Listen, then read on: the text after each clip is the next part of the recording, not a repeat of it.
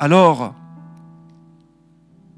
ce soir, j'ai le privilège de pouvoir accueillir ici le docteur Pierre Emar Munyange Vava.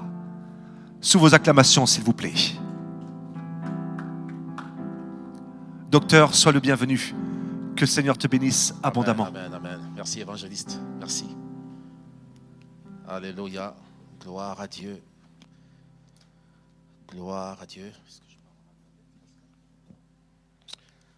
Père, nous te rendons de multiples actions de grâce pour ce temps que tu as suscité pour la restauration de ton peuple, pour la restauration de tous ces hommes et ces femmes que tu as appelés dans le monde entier pour te servir, pour servir à tes desseins, pour accomplir tes desseins dans ce monde. Merci pour ce temps de visitation. Merci parce que le ciel est ouvert. Merci parce que tu visites des maisons ce soir. Tu visites des familles tout au long de cette semaine. Merci parce que tu guéris, tu restaures. Tu es le Dieu qui guérit, tu es le Dieu qui restaure. Tu es le Dieu qui rend possible ce que les hommes ont déclaré impossible. Seigneur, merci pour ces moments. Reçois la gloire, reçois l'honneur, reçois la louange et l'adoration. Béni sois-tu, Père. C'est au nom de Jésus que j'ai prié. Amen. Gloire à Dieu, gloire à Dieu. Que Dieu vous bénisse, bien-aimés. Nous sommes à notre deuxième jour de notre conférence. Et donc, qui a pour thème la foi face au défi du foyer conjugal. Le Saint-Esprit a attiré mon attention tout à l'heure et j'ai dû vérifier. J'entendais, et ce fut le deuxième jour. Et ce texte de Genèse nous dit, Genèse 2 dit que Dieu sépara les eaux d'en haut avec les eaux d'en bas. Et la Bible dit qu'il appela l'étendue ciel. Ce fut le deuxième jour. Et nous sommes le deuxième mois de l'année, le mois de février. Et le ciel est ouvert. Et je crois que c'est une saison particulière. C'est la saison où Dieu te visite, c'est la saison où Dieu se souvient de tous les cris qu'il a entendus. Il vous souviendra qu'il a dit à Moïse, j'ai entendu le cri de mon peuple. Et ça faisait longtemps que ce peuple criait, ça faisait 400 ans. Mais ce fut un jour comme tous les autres, lorsqu'il a tiré Moïse sur la montagne, et lui dire, j'ai entendu le cri de mon peuple, je sais ce qu'il souffre, maintenant je descends pour le délivrer. Alléluia. Gloire à Dieu. Alors je voudrais introduire le message de ce soir avec ce texte de Joël au chapitre 3, le verset 9, qui dit ceci, « Publiez ces choses parmi les nations, préparez la guerre, réveillez les héros, qu'ils s'approchent, qu'ils montent tous les hommes de guerre. » Alléluia. Publiez ces choses parmi les nations, préparez la guerre, réveillez les héros, qu'ils s'approchent, qu'ils montent tous les hommes de guerre. Et ce soir, le Seigneur m'envoie pour réveiller les héros. Alléluia. Ce soir, le Seigneur m'envoie pour réveiller un héros, une héroïne qui est endormie. Les héros, les hommes de guerre ne dorment pas. Ils sont aux aguets, ils sont là comme des sentinelles qui veillent. Mais il dit réveillez les héros parce qu'ils étaient endormis. Et comme Gédéon, le Seigneur a dit, vaillant héros, lève-toi, car c'est toi qui feras entrer ce pays. C'est toi qui délivreras ce pays de l'oppression des Madianites. Gédéon n'avait pas conscience de ce qu'il était un héros. Mais Dieu lui dit, tu es un vaillant héros. Et ce soir, le Seigneur m'envoie pour te faire découvrir qui tu es, afin que tu te lèves de sorte que plus jamais les choses ne soient comme avant. Afin que tu reprennes possession des territoires que l'ennemi, le diable, s'était emparé dans ta maison, dans ton foyer, dans la vie de ton conjoint, dans la vie de tes enfants. Alléluia, gloire à Dieu. Nous allons lire donc Exode, le chapitre 34, les versets 28 à 35. Exode, chapitre 34. Exode, chapitre 34, versets 25 à 28. Versets 28 à 35.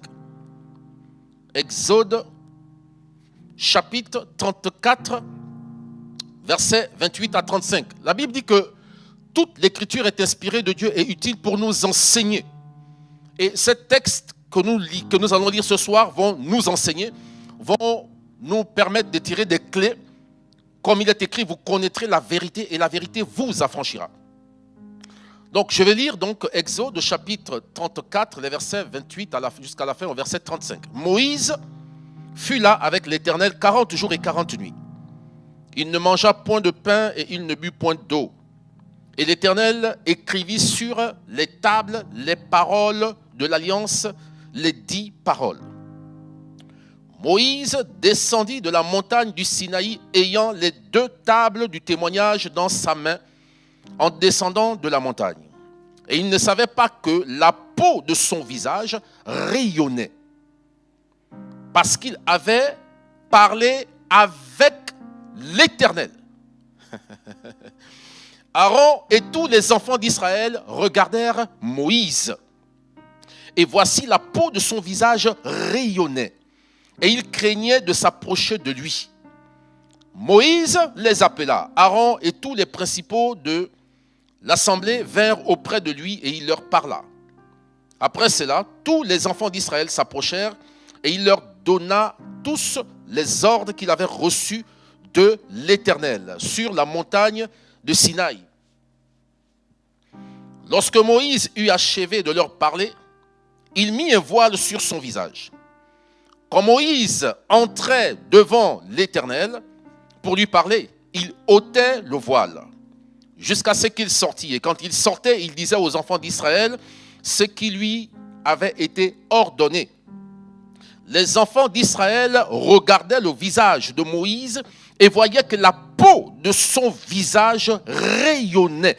Et Moïse remettait le voile sur son visage jusqu'à ce qu'il entrât pour parler avec l'Éternel. Amen. Donc, c'est l'histoire de Moïse. Il est écrit que Moïse a passé 40 jours et 40 nuits sur la montagne.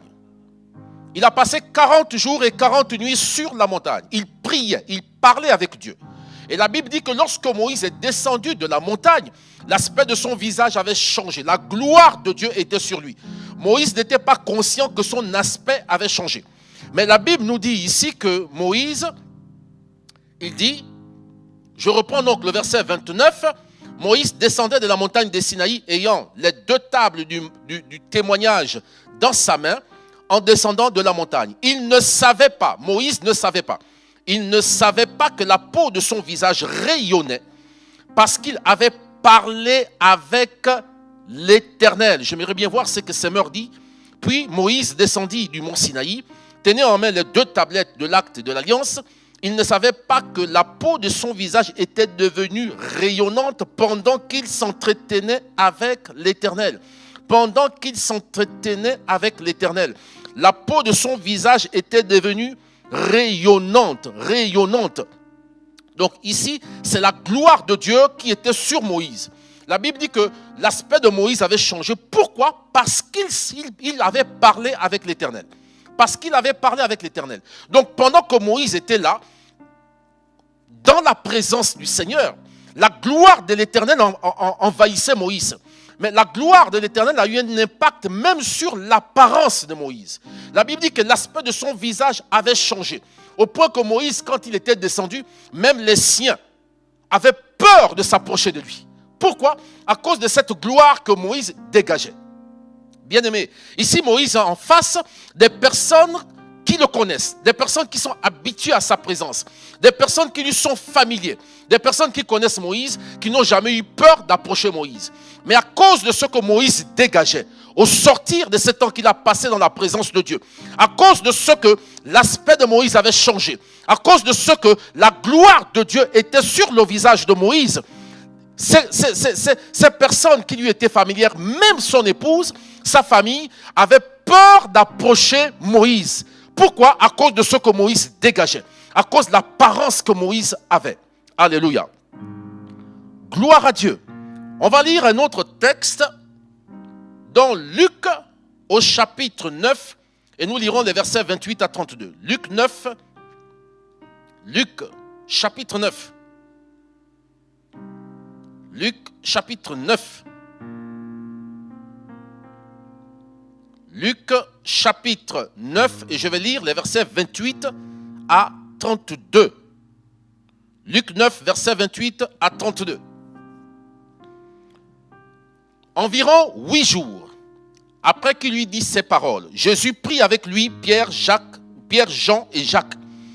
Et ils montaient sur la montagne pour prier. Pendant qu'il priait, l'aspect de son visage changea. Et son vêtement devint d'une éclatante blancheur. Et voici 2 hommes s'entretenaient avec lui, c'était Moïse et Élie, qui, apparaissant dans la gloire, parlaient de son départ qu'il allait accomplir à Jérusalem. Pierre et ses compagnons étaient appesantis par le sommeil, mais s'étant tenus éveillés, ils virent la gloire de Jésus et les 2 hommes qui étaient avec lui. Amen. On a vu dans le premier texte que Moïse va sur la montagne. Moïse passe 40 jours et 40 nuits là, dans la présence de Dieu, dans la compagnie de Dieu. Moïse prie, Moïse parle, il s'entretient avec Dieu. Et la Bible dit que quand Moïse sort de là, l'aspect de son visage a changé. Son visage brille, la gloire de Dieu brille sur Moïse, au point que ceux qui étaient à côté de lui, ceux qui le connaissaient, ceux qui lui étaient familiers, avaient peur de l'approcher. On voit ici la même expérience qui se reproduit avec Jésus. Il va sur la montagne, il prend Pierre, Jacques et Jean, et là, il se retire pour prier, et la Bible dit que pendant qu'il prie, il est transfiguré. Son visage a changé d'éclat, son visage brille comme le soleil, et même ses vêtements sont devenus étincelants de lumière. C'est la même expérience qui se produit. Alors que Jésus est dans la gloire, Jésus fait la rencontre de Moïse et d'Élie qui le visitent, qui l'approchent pour parler avec lui de la manière dont il va souffrir à Jérusalem. Ces 2 textes nous révèlent quelque chose. Il y a une vérité, un enseignement qu'on doit tirer de ces 2 textes, c'est que quand on est dans la présence de Dieu, quand on passe du temps dans la présence de Dieu, dans la présence, ici ce qui est en commun, c'est qu'ils sont tous 2 allés sur la montagne. Ce qui est en commun ici, c'est qu'ils ont passé du temps dans la prière. Et c'était dans la présence du Père qu'ils ont été remplis de la gloire. Et vous allez vous rendre compte que Pierre, Jacques et Jean, qui pourtant étaient aussi là sur la montagne, dormaient, mais ils étaient dans la gloire, mais ils ne pouvaient pas voir la gloire. Pourquoi? Parce qu'ils étaient assoupis. La Bible dit que lorsqu'ils s'éveillèrent, ils virent la gloire qui était sur Jésus. On peut être dans un endroit où il y a la gloire de Dieu sans s'en rendre compte, sans la voir. Pourquoi? Parce que nous sommes assoupis, parce que nous avons les yeux fermés. Nous sommes aveuglés par nos désirs, par nos possessions, par les soucis de la vie. Nous ne voyons pas la gloire, alors que Dieu visite son Église dans ces temps de la fin. Alors que Dieu visite son Église, alors que Dieu est là, la gloire de Dieu est là. Il y en a qui ne sont pas conscients de la gloire de Dieu qui est présente. Ils ont besoin que Dieu leur ouvre les yeux afin qu'ils voient la gloire qui est la gloire de Jésus au milieu d'eux. Et donc, de même que Moïse était là dans la présence du Seigneur, il a passé 40 jours et 40 nuits en train de prier, en train de parler avec Dieu. Quand Moïse sort de là, Moïse n'est pas conscient de ce qu'il porte sur lui. Moïse n'est pas conscient de ce qu'il dégage. Moïse n'est pas conscient que son apparence a changé. L'aspect de son visage a changé. Le Seigneur me disait, aujourd'hui, beaucoup tombent sous les coups des ténèbres. Beaucoup aujourd'hui ne percutent pas. Pourquoi? Parce qu'ils ne sont pas habitués à la présence de Dieu. La Bible dit que notre Dieu est comme un feu dévorant. Si vous allez vous rendre compte que lorsque vous passez longtemps à côté du feu, lorsque vous sortez de là, vous dites bonjour à quelqu'un, vous touchez quelqu'un, la personne ressent cette chaleur. Pourquoi? La chaleur que vous avez reçue du feu auquel vous étiez connecté pendant tout le temps où vous étiez là. C'est la même chose pour nous. Lorsque nous passons du temps dans la présence de Dieu, dans la prière, dans l'adoration, dans la méditation, la gloire de Dieu nous environne, la gloire de Dieu nous couvre. Et lorsque nous sortons de là, nous dégageons quelque chose dont nous n'avons pas conscience. Nous ne sommes pas conscients de ce qui se passe autour de nous, mais ce sont les autres qui s'en rendent compte. Voilà pourquoi vous allez vous rendre compte que vous arrivez dans certains endroits et vous verrez des personnes qui manifestent de l'hostilité vis-à-vis de vous, alors que vous ne vous connaissez pas. Mais votre présence dérange, votre présence met mal à l'aise les démons qui sont dans ces personnes. Pourquoi? Parce que vous dégagez quelque chose. Vous vous demandez, mais qu'est-ce que cet homme a avec moi? Qu'est-ce que cette femme a avec moi? Mais juste à cause de ce que vous dégagez. C'est pareil dans le foyer conjugal. Bien-aimé, s'il fallait que je donne un thème encore à ce message de ce soir, c'est comment changer l'atmosphère spirituelle du foyer conjugal. C'est aussi comment imposer le règne de Dieu dans le foyer conjugal. Aujourd'hui, beaucoup de chrétiens, beaucoup de chrétiennes tombent, les couples coulent, les foyers coulent. Pourquoi? Parce qu'autant nous parlons de Dieu, mais seulement nous ne connaissons pas Dieu. Nous parlons aux gens de Dieu, mais nous ne connaissons pas Dieu. Nous n'avons pas cultivé cette vie de prière, cette vie de communion avec Dieu. Et aujourd'hui, quand on lit ce texte, les enseignements qu'on tire aussi, c'est quoi?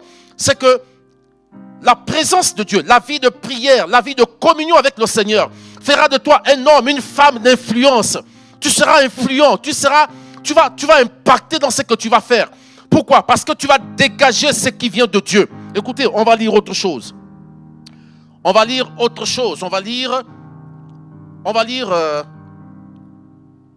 Esther. On va lire Esther. La lecture va être un peu longue, mais c'est important qu'on fasse cette lecture. Esther, on va lire les chapitres 4 jusqu'au chapitre 7. Esther, chapitre 4.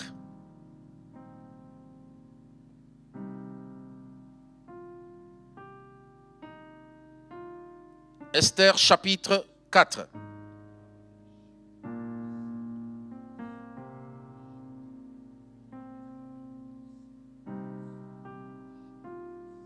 On va lire tout le chapitre 4 et jusqu'au chapitre 7. Les chapitres ne sont pas longs. Mardochée, ayant appris ce qui s'est passé, déchira ses vêtements, s'enveloppa d'un sac et se couvrit de cendres. Puis il alla au milieu de la ville en poussant avec force des cris amers et se rendit jusqu'à la porte du roi dont l'entrée était interdite à toute personne revêtue d'un sac. Dans chaque province, partout où arrivait l'ordre du roi et son édit, il y eut une grande désolation parmi les Juifs. Ils jeûnaient, pleuraient et se lamentaient. Et beaucoup se couchaient sur le sac et la cendre. Les servantes d'Esther et ses eunuques vinrent lui annoncer cela et la reine fut très effrayée. Elle envoya des vêtements à Mardochée pour le couvrir et lui faire ôter son sac, mais il ne les accepta pas. Alors Esther appela Attaque, l'un des eunuques que le roi avait placé auprès d'elle, et elle le chargea d'aller demander à Mardochée ce que c'était et d'où cela venait. Attaque se rendit vers Mardochée sur la place de la ville devant la porte du roi. Et Mardochée lui raconta tout ce qui lui était arrivé et lui indiqua la somme d'argent qu'Aman avait promis de livrer au trésor du roi en retour du massacre des Juifs. Il lui demanda alors une copie de l'édit publié dans Suse en vue de leur destruction, afin qu'il le montrât à Esther et lui fit tout connaître. Il ordonna qu'Esther se rendît chez le roi pour lui demander grâce et l'implorer en faveur de son peuple. Attaque vint rapporter à Esther les paroles de Mardochée. Esther chargea Attaque d'aller dire à Mardochée: tous les serviteurs du roi et le peuple des provinces du roi savent qu'il existe une loi portant peine de mort contre quiconque, homme ou femme, entre chez le roi dans la cour intérieure sans avoir été appelé. Celui-là seul a la vie sauve, à qui le roi tend le sceptre d'or.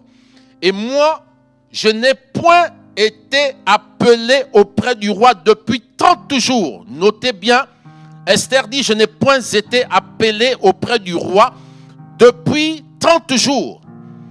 Lorsque les paroles d'Esther eurent été rapportées à Mardochée, Mardochée fit répondre à Esther: ne t'imagine pas que tu échapperas seul d'entre tous les Juifs parce que tu es dans la maison du roi. Car si tu te tais maintenant, le secours et la délivrance surgiront d'autre part pour les Juifs, et toi et la maison de ton père vous périrez. Et qui sait si ce n'est pas pour un temps comme celui-là que tu es parvenu à la royauté. Esther envoya dire à Mardochée: va, rassemble tous les Juifs qui se trouvent à Suse et jeûnez pour moi, sans manger ni boire pendant 3 jours, ni la nuit ni le jour. Moi aussi, je jeûnerai de même avec mes servantes. Puis j'entrerai chez le roi malgré la loi. Et si je dois mourir, si je dois périr, je périrai. Mardochée s'en alla et fit tout ce qu'Esther lui avait ordonné. Chapitre 5.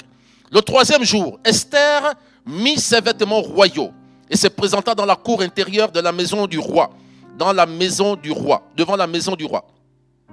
Le roi était assis sur son trône royal dans la maison royale, en face de l'entrée de la maison. Lorsque le roi vit la reine Esther debout dans la cour, elle trouva grâce à ses yeux. Et le roi tendit à Esther le sceptre d'or qu'il tenait à la main. Esther s'approcha et toucha le bout du sceptre. Le roi lui dit: qu'as-tu, reine Esther? Que demandes-tu? Quand ce serait la moitié du royaume, elle te serait donnée. Esther répondit: si le roi le trouve bon et que le roi vienne aujourd'hui avec Aman au festin que je lui ai préparé. Et le roi dit: allez tout de suite chercher Aman comme le désire Esther. Le roi se rendit avec Aman au festin qu'avait préparé Esther. Et pendant qu'on buvait le vin, le roi dit à Esther: quelle est ta demande? Elle te sera accordée. Que désires-tu quand ce serait la moitié du royaume, tu l'obtiendras. Esther répondit: voici ce que je demande, ce que je désire. Si j'ai trouvé grâce aux yeux du roi, et s'il plaît au roi d'accorder ma demande et de satisfaire mon désir, que le roi vienne avec Aman au festin que je leur préparerai, et demain je donnerai réponse au roi selon son ordre. Aman sortit ce jour-là, joyeux, le cœur content. Mais lorsqu'il vit à la porte du roi Mardochée, qui ne se levait ni ne se remuait devant lui, il fut rempli de colère contre Mardochée. Il sut néanmoins se contenir et il alla chez lui. Puis il envoya chercher ses amis et Zeresh, sa femme. Aman leur parla de la magnificence de ses richesses, du nombre de ses fils, de tout ce qu'avait fait le roi pour l'élever en dignité et du rang qu'il lui avait donné au-dessus des chefs et des serviteurs du roi. Et il ajouta: je suis même le seul que la reine Esther a admis avec le roi au festin qu'elle a fait. Et je suis encore invité pour demain chez elle avec le roi. Mais tout cela n'est d'aucun prix pour moi aussi longtemps que je verrai Mardochée le juif assis à la porte du roi. Zeresh, sa femme et tous ses amis lui dirent qu'on prépare un bois haut de 50 coudées et demain matin, demande au roi qu'on y pende Mardochée, puis tu iras joyeux au festin avec le roi. Cet avis plut à Aman et il fit préparer le bois. Chapitre 6. Cette nuit-là, le roi ne put pas dormir. Il se fit apporter le livre des annales, les chroniques. On les lut devant le roi et l'on trouva écrit ce que Mardochée avait révélé au sujet de Bigtan et Teresh, les deux eunuques du roi garde du seuil, qui avaient voulu porter la main sur le roi Assyrus. Le roi dit: quelle marque de distinction et d'honneur Mardochée a-t-il reçu pour cela? Il n'a rien reçu, répondirent ceux qui servaient le roi. Alors le roi dit: qui est dans la cour? Aman était venu dans la cour extérieure de la maison du roi pour demander au roi de faire pendre Mardochée au bois qu'il avait préparé pour lui. Les serviteurs du roi lui répondirent: c'est Aman qui se tient dans la cour. Et le roi dit qu'il entre. Aman entra et le roi lui dit: que faut-il faire pour un homme que le roi veut honorer? Aman s'est dit en lui-même: quel autre homme que moi le roi voudrait-il honorer? Et Aman répondit au roi: pour un homme que le roi veut honorer, il faut prendre le vêtement royal dont le roi se couvre et le cheval que le roi monte et sur la tête duquel se pose une couronne royale. Remettre le vêtement et le cheval à l'un des principaux chefs du roi, puis revêtir l'homme que le roi veut honorer, le promener à cheval à travers la place de la ville et crier devant lui: c'est ainsi que l'on fait à l'homme que le roi veut honorer. Le roi dit à Aman: prends tout de suite le vêtement et le cheval, comme tu l'as dit, et fais ainsi pour Mardochée, le juif qui est assis à la porte du roi. Ne néglige rien de tout ce que tu as mentionné. Et Aman prit le vêtement et le cheval, le revêtit il revêtit Mardochée, il le promena à cheval à travers la place de la ville et il cria devant lui. C'est ainsi que l'on fait à l'homme que le roi veut honorer. Mardochée retourna à la porte du roi et Aman se rendit en hâte chez lui, désolé et la tête voilée.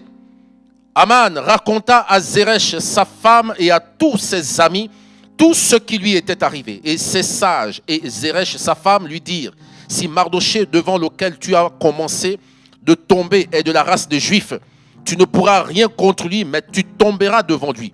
Comme il parlait encore, les eunuques du roi arrivèrent et conduisirent aussitôt Aman au festin qu'Esther avait préparé. Chapitre 7. Le roi et Aman allèrent au festin de la reine Esther. Ce second jour, le roi dit encore à Esther, pendant qu'on buvait le vin: quelle est ta demande, reine Esther? Elle te sera accordée. Que désires-tu? Quand cesserait la moitié du royaume, tu l'obtiendras. La reine Esther répondit: si j'ai trouvé grâce à tes yeux, ô roi, et si le roi le trouve bon, accorde-moi la vie, voilà ma demande, et sauve mon peuple, voilà mon désir. Car nous sommes vendus, moi et mon peuple, pour être détruits, égorgés, anéantis. Encore, si nous étions vendus pour devenir des esclaves et servantes, je me tairais. Mais l'ennemi ne saurait compenser le dommage fait au roi. Le roi Assuérus prit la parole et dit à la reine Esther: qui est-il et où est-il celui qui se propose d'agir ainsi? Esther répondit: l'oppresseur, l'ennemi, c'est Aman. Ce méchant-là, Aman, fut saisi de terreur en présence du roi et de la reine. Et le roi, dans sa colère, se leva et quitta le festin pour aller dans le jardin du palais. Aman resta pour demander grâce de la vie à la reine Esther, car il voyait bien que sa perte était arrêtée dans l'esprit du roi. Lorsque le roi revint du jardin du palais, dans la salle du festin, il vit Aman qui s'était précipité vers le lit sur lequel était Esther, et il dit: serait-ce encore pour faire violence à la reine chez moi dans le palais? Dès que cette parole fut sortie de la bouche du roi, on voila le visage d'Aman. Et Arbona, l'un des eunuques, dit en présence du roi: voici le bois préparé par Aman pour Mardochée, qui a parlé pour le bien du roi, est dressé dans la maison d'Aman, à hauteur de 50 coudées. Le roi dit qu'on y pende Aman, et l'on pendit Aman au bois qu'il avait préparé pour Mardochée. Et la colère du roi s'apaisa. Amen. Alléluia. Gloire à Dieu. Bien-aimés, nous avons vu avec Moïse, Exode 34 nous dit que Moïse est allé sur la montagne. Moïse a passé 40 jours et 40 nuits avec Dieu, dans la présence du Seigneur. Et la Bible dit que l'aspect du visage de Moïse avait changé. Pourquoi? Parce que Moïse avait parlé à Dieu. Parce que Moïse avait parlé avec Dieu. Parce que Moïse avait passé du temps avec Dieu. On voit la même expérience qui se reproduit avec Jésus. Il est sur la montagne et là, pendant qu'il est en train de prier, la Bible dit qu'il a été transfiguré. L'aspect de son visage a changé. Jésus a vécu ce que Moïse a vécu dans la présence du Père. Et on a vu comment est-ce que, s'agissant de Moïse, lorsque Moïse est descendu de la montagne, la Bible dit que aussi bien l'épouse de Moïse que les principaux d'Israël et tous ceux qui étaient habitués de Moïse avaient peur d'approcher Moïse à cause de ce que Moïse dégageait et surtout à cause de l'aspect de son visage. Bien-aimés, nous avons compris, nous avons tiré un enseignement parce que là nous avons deux témoins. Nous avons tiré un enseignement, cette révélation qui nous dit, qui nous informe de ce que lorsque nous passons du temps dans la présence de Dieu, la gloire de Dieu nous couvre, la gloire de Dieu nous envahit, notre aspect change. Nous n'en sommes pas conscients comme Moïse. Moïse ne savait pas que l'aspect de son visage avait changé. Ça veut dire que Moïse ne ressentait rien de particulier sur le visage. Pourtant, quand les gens le regardaient, il dégageait quelque chose de fort. Il inspirait la crainte. C'est ce que Moïse dégageait. Et on voit finalement que, donc, dans la présence du Père, lorsque nous passons du temps dans la prière, dans le jeûne, dans la méditation, dans l'adoration, tant que nous sommes en présence du Père, cette expérience, nous la reproduisons. Nous ne sommes pas conscients de ce que nous dégageons. Bien-aimé, le Saint-Esprit m'a dit que c'est ce qui s'est passé avec Esther. Esther a passé 3 jours. La loi interdisait quiconque de se présenter devant le roi sans y avoir été invité au risque de mourir. Esther le savait. Écoutez, Esther dit, ça fait 30 jours, lorsqu'elle apprend, elle est mise au courant de ce qui se passe. Esther dit à Mardoché, elle fait dire à Mardoché, ça fait 30 jours. Mardoché dit, va voir le roi afin qu'il change cette décision, afin qu'il revienne sur sa décision. Mais Esther rappelle à Mardoché la loi, ce que la loi dit. Mais Esther, elle va dire quelque chose. Esther dit ceci, bien-aimé. Elle dit, ça fait 30 jours que je n'ai pas vu le roi. Ça fait 30 jours que je n'ai pas vu mon mari. Écoutez, la reine avait ses appartements, le roi aussi avait ses appartements. Esther dit que ça fait 30 jours. Bien-aimé, en ce temps-là, la reine, pour dormir avec son mari, elle devrait être invitée par le roi. Sinon, Esther aurait dit à Mardoché, ne t'en fais pas, ce soir, pendant que nous serons endormis, j'en parlerai à mon mari. Mais elle dit, ça fait 30 jours que je ne l'ai pas vu. Ça fait 30 jours que le roi n'a pas cherché son épouse. Le roi est un homme, le roi est un époux, le roi est un chef de famille. Pourtant, pendant 30 jours, il a oublié qu'il est un époux. Il a oublié qu'il a une femme. Le roi est avec qui? Avec Mardoché, avec Aman, qui l'a envoûté. Aman qui lui fait prendre des mauvaises décisions. Aman qui finalement gouverne le pays en manipulant le roi. Esther n'a plus accès à son mari. Pourquoi? Parce qu'il y a quelqu'un qui a pris le contrôle de l'esprit de son mari. Il y a quelqu'un qui lui a fait oublier son épouse. Il y a quelqu'un qui lui fait prendre des mauvaises décisions. Ceci, le Seigneur m'a dit que beaucoup de femmes et même beaucoup d'hommes sont dans cette situation. Des femmes qui ont perdu la complicité, des femmes qui ont perdu la confidence de leur mari, des femmes qui n'ont plus vu leur mari. Il est là physiquement, mais spirituellement, il n'est plus là. Il ne se confie plus en elle. Il ne lui accorde plus toute l'attention qu'il lui accordait autrefois. Il y a des femmes comme ça qui, comme Esther, ont perdu leur mari. Il est là physiquement présent, mais ils l'ont perdu depuis longtemps. Il y a également des époux, des hommes qui ont perdu leur épouse. Elle est là physiquement, mais son cœur est ailleurs. Son cœur est parti depuis longtemps.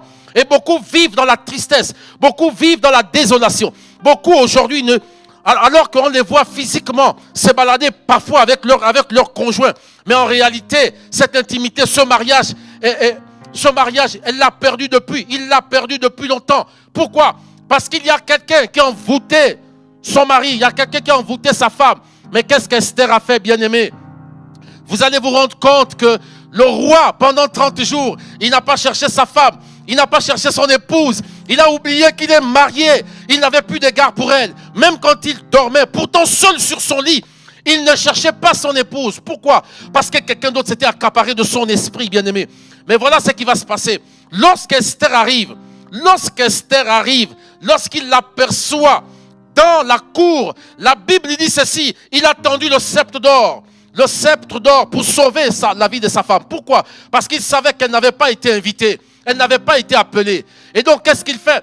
Il lui tend le sceptre d'or. Et avant même qu'il ne coûte ce qu'elle a à lui dire, il prend les devants. Il dit, que veux-tu? Dis-moi, même si c'est la moitié du royaume, je suis prêt à te le donner. Waouh! Je suis ton épouse. Tu es prêt à me donner tout le royaume. Sinon, la moitié du royaume. Tu es prêt à me donner tout ce que je veux. Pourtant, ça fait 30 jours que tu ne me cherches pas.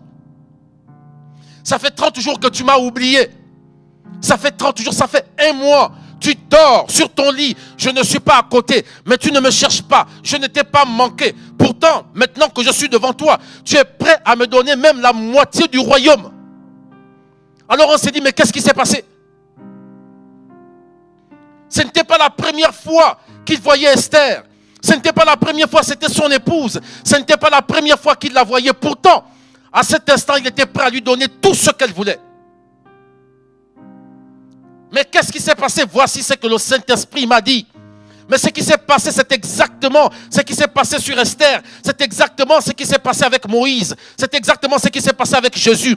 Pendant qu'Esther était là 3 jours dans la présence du Seigneur, dans le jeûne et la prière, la gloire de Dieu a envahi Esther. Lorsqu'Esther sort de là, La vérité, c'est que l'aspect de son visage avait changé. Lorsque le roi Assyrus regarde sa femme, il croit voir un ange. Il la voit très belle. Il ne l'a jamais vue aussi belle, bien-aimé. Il y a des personnes, écoutez, la prière rend belle, la gloire de Dieu rend beau, bien-aimé. Lorsque nous sommes dans la présence du Seigneur, notre visage change, notre aspect change. Pourquoi? C'est la gloire de Dieu qui fait ça. De la même manière que le bâton d'Aaron a fleuri dans la présence du Seigneur, c'est ainsi que nous fleurissons dans sa présence.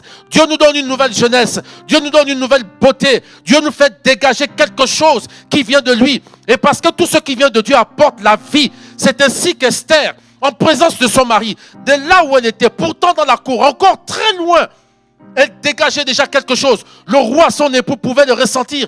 Depuis là où il était assis, la gloire de Dieu était sur Esther. Esther n'a jamais été aussi belle. Esther n'a jamais été aussi rayonnante. Esther n'a jamais été aussi radieuse. Pourquoi? Parce qu'elle sortait de la présence du Seigneur. Il y a des femmes sur lesquelles on a mis un masque de vieillesse, afin de sorte que lorsqu'un homme l'approche, il recule, il s'en va. Quand elle se regarde dans le miroir, elle se voit pourtant belle. Elle est consciente qu'elle a tous les atouts pour plaire aux hommes. Mais elle se demande, mais pourquoi? Qu'est-ce qui ne va pas? Il y a des femmes sur lesquelles on a mis un masque de la vieillesse, de sorte que personne ne vienne te solliciter, de sorte que personne ne vienne te demander en mariage. Mais tu as la solution aujourd'hui. Ce masque-là tombe pour te faire revêtir la gloire de Dieu. La gloire de Dieu. C'est la gloire de Dieu qui fait ça, bien-aimé.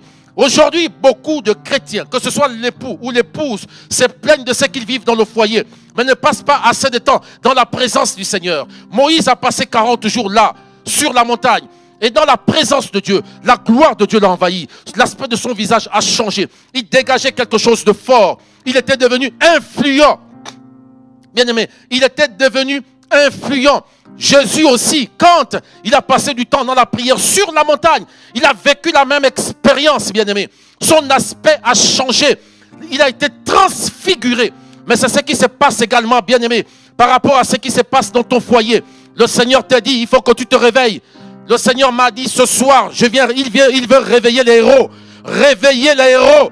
Tu t'es endormi, tu t'es assoupi, tu as passé du temps en train de te plaindre pendant longtemps. Ces plaintes n'ont rien changé. Le Seigneur t'a dit, entre dans ma présence, recherche-moi de tout ton cœur, parce qu'il se laisse trouver par celui qui le cherche de tout son cœur. Alors là, dans sa présence, cultive cette habitude de passer du temps dans sa présence. La gloire de Dieu te remplira. L'aspect de ton visage changera. Lorsque ton époux te verra, il sera prêt à te donner tout ce que tu veux. Tout ce que tu veux. Non seulement il va délivrer ton conjoint d'Aman, Aman qui a pris le contrôle de son esprit. Non seulement il va te délivrer d'Aman, mais en plus de ça, il va t'accorder un nouveau départ. La gloire de la seconde maison. Esther qui n'avait plus d'impact sur son mari. Esther qui ne plaisait plus à son mari. Esther qui avait perdu sa beauté, son rayonnement, l'a retrouvée dans la gloire de Dieu, dans la présence de Dieu. Et lorsque Dieu a rétabli Esther dans sa position d'épouse, depuis ce jour-là, Esther a gouverné la Perse aux côtés de son mari. Lorsque vous lirez la suite de l'histoire, cet homme n'a plus jamais pris une décision sans consulter Esther, sans requérir son avis. Ton époux ne te consulte pas. Ton époux fait des choses sans te consulter parce que tu ne dégages pas quelque chose de fort. Bien-aimé, au sortir de ce temps, au sortir de cette semaine, tu n'as plus d'excuses. Tu n'as plus d'excuses. Parce que Jésus a dit, vous connaîtrez la vérité et la vérité vous affranchira. La vérité que tu découvres ce soir va t'affranchir d'Aman, va te délivrer d'Aman. Tu vas retrouver la place que tu avais dans le cœur de ton épouse, dans le cœur de ton époux. Il reviendra à cause de ce qu'il verra, à cause de ce que tu vas dégager. Si la présence, si la gloire qui enveloppait Moïse, si la gloire qui rayonnait sur le visage de Moïse, a fait que même les personnes dont il était familier ont eu peur de l'approcher. À combien plus forte raison tes ennemis? À combien plus forte raison ceux qui se dressent contre ton foyer, contre ta maison? Retire-toi, arrête de te plaindre. Lève-toi, sois cette Esther. Esther n'est pas née, elle n'est pas née guerrière, elle l'est devenue, bien-aimée. Elle l'est devenue. Et le Seigneur a permis que tu passes par toutes ces épreuves par toute cette tribulation, par tout ce stress, par toute cette désolation, tout ce que tu vis dans ton foyer, pour faire de toi une Esther, une conquérante. Cette femme qui va reprendre le cœur de son mari, cette femme qui va retrouver la confiance qu'elle avait de son mari, cette femme qui va gouverner aux côtés de son mari. Le Seigneur m'envoie te dire ce soir, bien-aimé, lève-toi, retire-toi dans sa présence. Arrête de te plaindre, retire-toi dans la présence du Seigneur. Parce que le Seigneur t'attend sur la montagne. Le Seigneur t'attend sur la montagne. Le Seigneur veut passer du temps là dans ta présence. Dans sa présence. Le Seigneur me rappelait une expérience que j'ai vécue en 2003. Je travaillais dans une entreprise où mon chef fumait beaucoup. Mon chef fumait au moins un paquet de cigarettes entre 7h30 et 18h. En ce temps-là, on n'était pas en journée continue.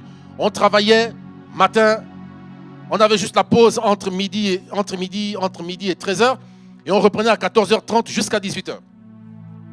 Et ce jour-là, on est resté longtemps à travailler avec mon chef parce qu'on préparait un projet. Et lorsque je suis rentré à la maison, tout de suite, lorsque j'ai ouvert la porte, ma femme était devant moi. Mon épouse me dit, mais qu'est-ce qu'il y a? J'ai dit quoi? Elle me dit, tu sens le tabac. J'ai dit, comment ça? Tu sais que moi je ne fume pas. Elle dit, non, tu sens le tabac. Je mes vêtements, je ne le ressens pas. Mais elle pouvait le sentir. Et c'est pendant que je suis en train de me changer que le Saint-Esprit me dit, mais c'est normal. Tu as passé du temps, tu as passé toute la journée à côté de quelqu'un qui fumait. Donc en rentrant chez toi à la maison, tu as emporté sur toi l'odeur du tabac. L'odeur de ce que cette personne a dégagé. Le Seigneur me disait, c'est ce qui se passe lorsqu'on passe du temps dans la présence de Dieu, bien-aimé. Lorsque tu sors de la présence de Dieu, tu dégages l'odeur de Dieu. Tu dégages l'onction de Dieu. Tu sens bon le parfum de Dieu.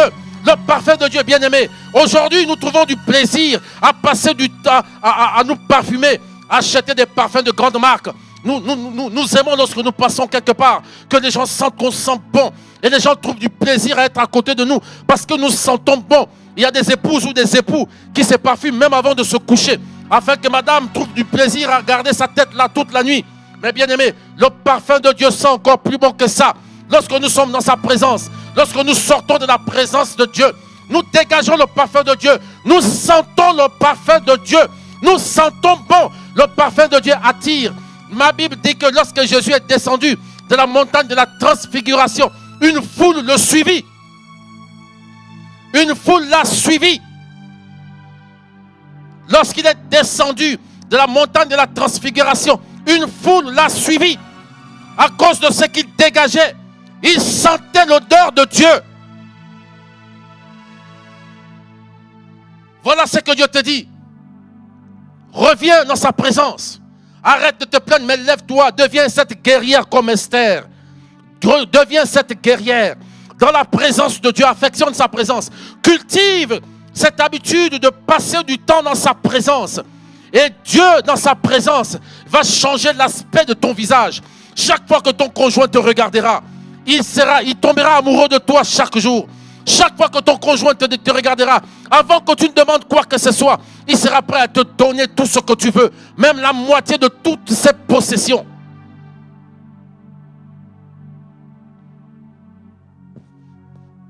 Voici le message que Dieu m'envoie à te porter ce soir. Le Seigneur te dit, lève-toi. Le Seigneur est suffisamment puissant pour empêcher que tu vives ce que tu vis maintenant. Mais le Seigneur le permet, pourquoi? Parce qu'il veut se servir de ça pour faire de toi une Esther. Il veut se servir de ça pour faire de toi une guerrière. Et lorsque tu seras devenu cette guerrière, ce guerrier-là, il n'y a rien qui t'arrêtera. Il veut que tu te lèves. Pourquoi? Parce que lorsque tu te seras levé, dans sa gloire, tous les Haman vont déménager. Et le Seigneur me montrait que cette semaine, il y a des Haman qui vont déménager des foyers. Il y a des puissances des ténèbres qui vont sortir de ta maison. Oui, cette semaine, il y a un homme qui a quitté la maison depuis longtemps, qui reviendra à la maison. Cette semaine, il y a une femme qui a quitté la maison depuis longtemps, qui reviendra à la maison. Cette semaine, il y aura des réconciliations, bien-aimés. Et je déclare que cela est ton partage. Pourquoi? Parce que Jésus a dit, vous connaîtrez la vérité, et la vérité vous affranchira. Cette parole est pour toi, bien-aimé. Lorsque nous passons du temps dans la présence du Seigneur, nous sommes transformés de gloire en gloire. Cette nuée remplit le temple que nous sommes. Tu peux changer ton apparence. Cette femme pour qui ton homme t'a abandonné, Dieu peut te rendre infiniment plus belle, plus présentable qu'elle. Parce que c'est qui vient de Dieu. C'est qui vient de Dieu. Il n'y a rien dans ce monde qui puisse être comparable. C'est qui vient de Dieu.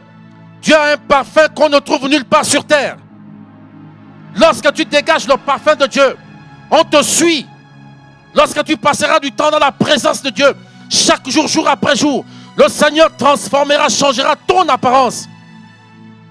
Donc arrête de te plaindre de ton époux, arrête de te plaindre de ton épouse, mais deviens cette Esther, lève-toi. Lève-toi.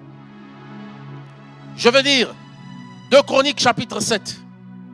2 Chroniques chapitre 7. Et je vais lire les 5 ou 6 premiers versets. 2 Chroniques chapitre 7. Lorsque Salomon eut achevé de prier, notez bien ceci, lorsque Salomon eut achevé de prier, le feu descendit du ciel et consuma l'holocauste et les sacrifices, et la gloire de l'Éternel remplit la maison. Les sacrificateurs ne pouvaient entrer dans la maison de l'Éternel, car la gloire de l'Éternel remplissait la maison de l'Éternel. Tous les enfants d'Israël virent descendre le feu et la gloire de l'Éternel sur la maison. Ils s'inclinèrent le visage contre terre, sur le pavé se prosternèrent et louèrent l'Éternel en disant: car il est bon, car sa miséricorde dure à toujours. Amen. Écoutez, lorsque vous lisez ce texte-là, on est aux 2 Chroniques au chapitre 7. C'est la même chose qui se passe dans 2 Chroniques au chapitre 5. Lors de la dédicace du temple, la Bible déclare que tout le peuple s'est réuni. Tous les sacrificateurs et les Lévites se sont alignés dans leurs vêtements sacerdotaux. Salomon a offert des sacrifices. Il a offert une quantité de bêtes qu'on ne pouvait pas dénombrer. Et la Bible dit que, mais à l'unisson, lorsqu'ils s'est mis à entonner ces cantiques, bénissez l'Éternel car sa miséricorde dure à toujours. La Bible déclare que la gloire de Dieu est descendue sous forme de nuée. Elle a rempli le temple. Et sa gloire était tellement forte que les sacrificateurs que Dieu avait désignés pour se présenter devant Dieu, devant lui, les sacrificateurs qui avaient droit de citer devant Dieu, eux, ils n'ont pas pu supporter la forte présence de Dieu. La gloire de Dieu était tellement forte. Dans 2 Chroniques au chapitre 5, ça se passe lorsqu'il s'est mis à entonner ce cantique. Dans 2 Chroniques au chapitre 7 qu'on vient de lire, c'est après que Salomon eut prié. C'est alors que la gloire est descendue. La gloire a rempli la maison. Tu peux changer l'atmosphère spirituelle de ta maison. C'est toi qui décides à partir d'aujourd'hui. C'est toi qui décides. Tu peux changer l'atmosphère spirituelle. Écoutez, j'ai vécu une expérience. Mon épouse est en ligne, elle me suit, elle est témoin. Je partageais ce témoignage au prophète Sosen. Lorsque j'ai aménagé dans ma villa que j'ai construite, on a à peine étions-nous installés, on avait à peine quelques semaines, que mon fils va en allant aux toilettes, visiteur, il va voir un serpent et il va fuir. Et il fouille, il court, il me dit: papa, il y a le serpent. Donc tout le monde a couru, nous sommes arrivés, on a regardé, il n'y avait pas de serpent. Vous savez, lorsque la maison est restée longtemps, avant qu'on l'aménage, il y a des trous. Et je suis rentré dans la maison avant de terminer la maison. J'ai terminé les travaux étant dans la maison. Il y avait encore quelques trous. Et c'est plus tard qu'on m'apprend que les serpents entrent dans des maisons comme ça et ils vont se réfugier dans ces trous-là. Et donc, lorsque nous nous sommes installés, il y avait un serpent dans la maison. Nous avons cherché. Pendant une semaine, nous avons passé une semaine avec le serpent dans la maison. Sinon, au moins une semaine. Quand j'ai dit une semaine, c'est à partir du moment où mon fils a vu ce serpent. Nous avons fouillé. Nous avons sorti tous les meubles dehors. j'ai pris de l'eau chaude que j'ai fait bouillir à une température très élevée. J'ai pompé cette eau chaude dans les trous, principalement les trous là où il avait vu le serpent. Le serpent n'est pas sorti. Nous sommes restés pendant une semaine. Le serpent était là dans la maison. Et un matin, alors que je suis en train de m'apprêter, c'est la gouvernante qui me dit, qui crie, le serpent. Une semaine après, je sors de la chambre et là, mon fils est assis. Mon fils, il a 11 ans maintenant. Il est assis sur le grand fauteuil là, du salon et le serpent sort juste en dessous. L'enfant ne s'en rend pas compte, il est en train de regarder la télévision. Le serpent sort et c'est lorsque la dame arrive au salon, elle voit le serpent, qu'elle crie, elle fuit. Et quand je sors, c'est là que je vois le serpent qui est en train de sortir comme ça, juste dessous du grand fauteuil. Et il est en train de vouloir fuir en allant vers la cuisine. Malheureusement pour lui, les carreaux l'ont retardé dans sa fuite. Et c'est là que j'ai pris un bâton, j'ai pu tuer ce serpent. Mais nous avons passé une semaine dans la maison avec un serpent. Le serpent n'a mordu personne. Et c'est là que le Seigneur m'a enseigné sur ce qui s'est passé avec Noé. Il m'a dit le python était dans l'arche. Le lion était dans l'arche. La vipère était dans l'arche. Il y avait des animaux féroces dans l'arche. Mais personne n'a été mangé. Aucun membre de la famille de Noé n'a été mangé. Pourquoi? Parce que la gloire de l'Éternel remplissait la maison. Bien-aimé, tu peux dormir dans la maison avec un sorcier, avec des sorciers. Tu peux dormir dans la maison avec quelqu'un qui est venu pour te nuire, pour te détruire. La gloire de Dieu que tu auras entretenue au moyen de la prière, de la louange, de l'adoration, cette gloire de Dieu-là va neutraliser tout ennemi présent dans ta maison. C'est ce qui s'est passé lorsque Daniel a été jeté dans la fosse aux lions. La gloire de Dieu est rentrée dans la fosse. Ces lions ils ont été apprivoisés par Daniel. Rien que par sa présence. Tu peux changer l'atmosphère spirituelle de ta maison à partir de maintenant. Lève-toi. Lève-toi, bien-aimé. Lève-toi, épouse. Lève-toi, époux. Dieu te dit, lève-toi et va sur la montagne. Passe du temps là sur la montagne. Non seulement pendant que tu passes du temps dans sa présence, il change ton aspect. Il te donne un nouveau rayonnement, un nouvel éclat. Mais en plus, il te fera dégager quelque chose qui, en présence de ton mari, fera fléchir ton mari, fera fléchir ton épouse. Parce que c'est ce que la gloire de Dieu, elle fait. Je vais terminer avec ce texte. Je vais terminer avec Ésaïe.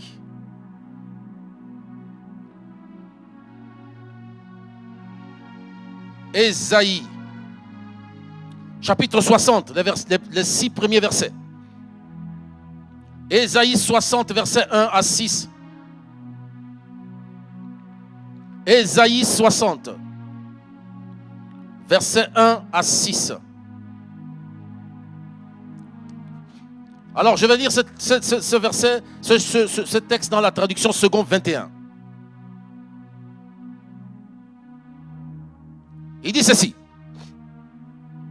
Il dit, lève-toi, brille, car ta lumière arrive, et la gloire de l'Éternel s'élève sur toi. Il dit, certes, les ténèbres recouvrent la terre et l'obscurité profonde enveloppe les peuples, mais sur toi l'Éternel se lèvera. Sur toi, sa gloire apparaîtra. Des nations marcheront à ta lumière et des rois à la clarté de ton aurore. Lève tes yeux et regarde autour de toi. Ils se rassemblent tous. Ils viennent vers toi. Tes fils arrivent de loin et tes filles sont portées dans les bras. En le voyant, tu rayonneras de joie. Ton cœur bondira et se dilatera, car les richesses de la mer se tourneront vers toi, les ressources des nations viendront chez toi. Tu seras couverte d'une foule de chameaux, de tout jeunes dromadaires venus de Madian et d'Epha. Ils viendront tous de Séba, porteurs d'or et d'encens, et annonceront les louanges de l'Éternel. Amen. Il dit, lève-toi, brille, car ta lumière arrive. Car ta lumière arrive et la gloire de l'Éternel se lève sur toi. Il annonce ta lumière, il annonce la gloire de Dieu qui va venir sur toi. Mais il y a un préalable, il y a une condition, c'est quoi? C'est que tu dois te lever. Il dit, lève-toi. Pourquoi tu dois te lever? Il dit, car ta lumière arrive et la gloire de l'Éternel se lève sur toi. Ta lumière arrive. Tu n'es pas là par hasard, bien-aimé. Tu n'es pas connecté à cette conférence cette semaine par hasard. Pourquoi? Parce que ta lumière arrive. La gloire de l'Éternel se lève sur toi. C'est pourquoi tu dois te lever comme Esther. Tu dois sortir de l'apitoiement, de la désolation, du découragement. Tu dois sortir des plaintes, mais tu dois aller sur la montagne. Lève-toi. Parce que ta lumière arrive et la gloire de l'Éternel s'élève sur toi. Dieu te réclame. Épouse, Dieu te réclame. Dieu a permis cette situation. Esther n'avait pas péché pour vivre ce qu'elle vivait. Esther n'avait pas péché pour être oubliée de son mari. Et d'ailleurs que si Dieu n'avait pas intervenu, si Esther ne s'était pas retirée, ça aurait pris plus de 30 jours. Parce que le roi passait maintenant tout son temps avec Aman. Aman a pris le contrôle de ton époux. Aman a pris le contrôle de ton épouse. Mais tant qu'Esther ne se levait pas, Aman devait continuer de contrôler le roi. Et Dieu a permis ça pour faire d'Esther cette guerrière. Cette femme qui a écrit une partie de l'histoire de la Bible. Et Dieu veut écrire également une partie de l'histoire de l'Église dans cette nation, dans ce monde. C'est pourquoi Dieu te réclame. Dieu est suffisamment puissant pour empêcher que tu vives ce que tu vis. Mais Dieu le permet. Pourquoi? Pour faire de toi cette guerrière, ce guerrier-là, qui ne reculera devant rien, que personne ne pourra terrasser. Parce que quand tu descendras de la montagne, tu obtiendras tout ce que tu veux. Tu n'auras pas besoin de demander. Mais le roi sera prêt à te donner tout ce que tu veux. Oui, il sera prêt à te donner tout ce que tu veux. Beaucoup de femmes se plaignent aujourd'hui. Elles demandent. L'époux ne donne pas. Elles se plaignent. Mais qu'est-ce que tu dégages? Qu'est-ce que tu dégages? Dieu t'a fait pour être son aide. Ça veut dire que là où il est faible, il se sent fort quand tu es là. Lève-toi, sois cette guerrière. Dieu te réclame, épouse. Dieu te réclame, et vous qui n'êtes pas encore mariés, appropriez-vous cette vérité, bâtissez votre vie là-dessus, de sorte que lorsque vous allez amorcer cette phase d'intégration, c'est dans la gloire, et vous allez décoller comme un Boeing à 750 à l'heure, et vous prendrez votre envol, et le monde ne comprendra pas. Vous irez de gloire en gloire, tout ce que vous ferez réussira, parce que lorsque les ténèbres vont s'élever, elles seront confrontées à la gloire de Dieu, que tu dégageras. Oui, Dieu t'établira comme le gardien du foyer. Que tu sois l'épouse, que tu sois l'époux, Dieu t'établira. Il t'établit comme le gardien, comme la sentinelle du foyer. Parce que c'est toi qui connais le chemin qui mène à la montagne. Alléluia. Oui, que Dieu te visite ce soir. Dieu te dit, lève-toi. Tu as découvert la vérité. Tu n'as plus d'excuses, bien-aimé. Et c'est terminé. C'est terminé. Prends cette décision. Dis, c'est fini. C'est fini pour Aman. C'est fini. Proclame, confesse-le. C'est la fin du règne d'Aman. Déclare-le. Le règne d'Aman est terminé. Confesse-le. Le règne d'Aman est fini. Parce qu'une guerrière est née ce soir. Parce qu'un guerrier est né ce soir. Le règne d'Aman est terminé. Déclare-le. Décide-le. Et que le ciel l'entende. Que le ciel l'entende. Il a dit que tout ce que tu proclameras sur la terre sera proclamé dans les cieux. Déclare-le. Que le ciel l'entende. Déclare-le, déclare-le, déclare-le. Le règne d'Aman est terminé dans ma maison. Le règne d'Aman est terminé dans mon foyer. Lève-toi de là où tu es et dis-le avec moi. Proclame-le. Commence à prier. Déclare-le par rapport à ce que tu vis. Déclare-le. Celui qui contrôle la vie de mon mari. Celui qui contrôle l'esprit de mon épouse. Je déclare que ton règne est terminé. Au nom de Jésus-Christ. Je déclare que ton pouvoir est brisé au nom de Jésus. Lève-toi, déclare-le maintenant. Oui, prie maintenant là où tu es. Prie, déclare-le. Déclare-le. Je proclame que la gloire de Dieu descend dans ta maison. Pendant que tu es en train de prier, la Bible dit que pendant qu'il priait, une voix s'est fait entendre des cieux. Pendant qu'il priait, le ciel s'est ouvert. Pendant qu'il priait, le lieu là où il s'est trouvé s'est mis à trembler. Il fit un tremblement de terre. Pendant qu'il priait, oui, je déclare que pendant que tu pries maintenant, la gloire de Dieu descend dans ta maison. La gloire de Dieu descend dans ta vie, dans la vie de ton époux, dans la vie de ton épouse. Au nom de Jésus-Christ, je déclare que la gloire de Dieu descend dans ta maison et que tout ce qui n'est pas de Dieu, tout ce qui n'est pas de lui, dans ta maison, soit consumé par le feu de sa présence. Au nom de Jésus-Christ, au nom de Jésus, au nom de Jésus, je déclare que tu es libre au nom de Jésus. Je proclame que le retour de ton époux, je déclare que le cœur de ton époux revient à toi. Au nom de Jésus-Christ, je déclare que le cœur de ton épouse revient à toi au nom de Jésus. Je déclare que celui qui avait pris possession de ta maison, celui qui a allumé ce feu étranger dans ta maison, il brûle maintenant. Je le déclare au nom de Jésus-Christ. Oui, je le déclare sur ta vie, sur ton épouse, sur ton époux et même sur tes enfants. Au nom de Jésus-Christ.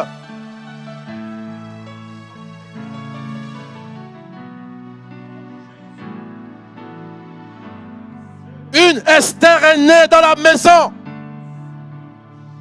Une Esther est née dans la famille. Une Esther est née dans la ville. Tous les Haman vont déménager au nom de Jésus. Plus jamais ça. Tu as reçu le pouvoir d'arrêter ce qui se passe.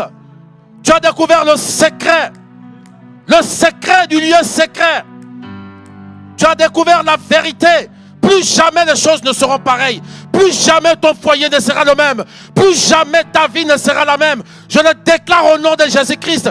Oui, je déclare que la gloire de Dieu descend sur ta vie, sur ta maison, sur ton époux, sur ton épouse, sur tes enfants. Au nom de Jésus-Christ.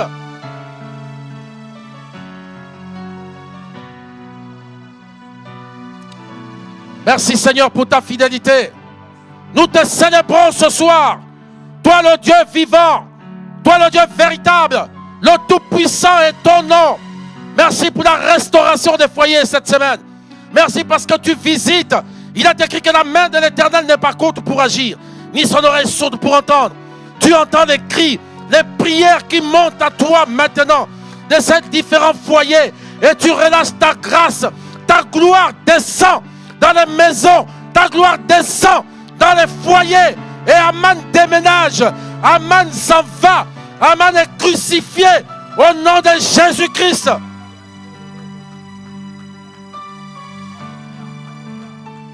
Merci pour ta fidélité. Là où tu es, célèbre la défaite d'Haman. Proclame-le, Haman est tombé au nom de Jésus. Célèbre la crucifixion d'Haman. Et confesse avec moi. Je suis libre au nom de Jésus. Déclare-le, mon mari revient à la maison au nom de Jésus. Là où tu es, appelle-le comme s'il pouvait t'entendre. Appelle-le, tu cites son nom. Et tu dis, tu reviens à la maison. Définitivement, au nom de Jésus-Christ. Merci pour ta fidélité. Reçois l'honneur, reçois la gloire, reçois l'adoration. Toi le Dieu qui opère des miracles cette semaine. Toi le Dieu qui visite des familles. Toi le Dieu qui visite des maisons. En ce moment, nous te célébrons. Nous élevons ton nom. Nous élevons ton nom. Au nom de Jésus-Christ, nous élevons ton nom au-dessus des circonstances, au-dessus d'Haman, au-dessus de tout pouvoir, au-dessus de toute autorité, au-dessus de toute domination. Nous élevons ton nom et nous déclarons que nos foyers sont libres. Nous proclamons qu'une nouvelle saison, une saison de repos, une saison de joie, une saison de bonheur, au nom de Jésus-Christ. Merci pour ta fidélité. Merci pour ta bonté. Reçois la gloire. Reçois l'honneur. Reçois la louange. Merci pour la vie.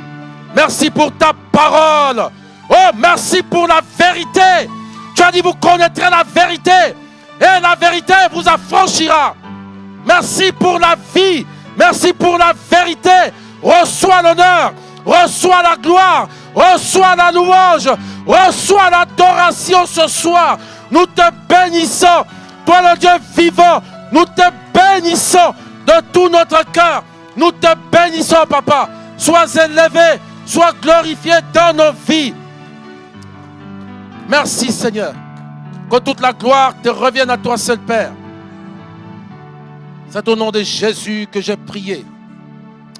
Amen. Gloire à Dieu. Tu es libre. Une Esther est née ce soir. Le règne d'Aman est terminé. Le règne d'Aman est terminé. Mets cette parole, cette vérité en pratique. Et personne ne détruira ton foyer. Personne. Là où il a coulé, il sera restauré au nom de Jésus. Que Dieu vous bénisse abondamment. Merci Seigneur.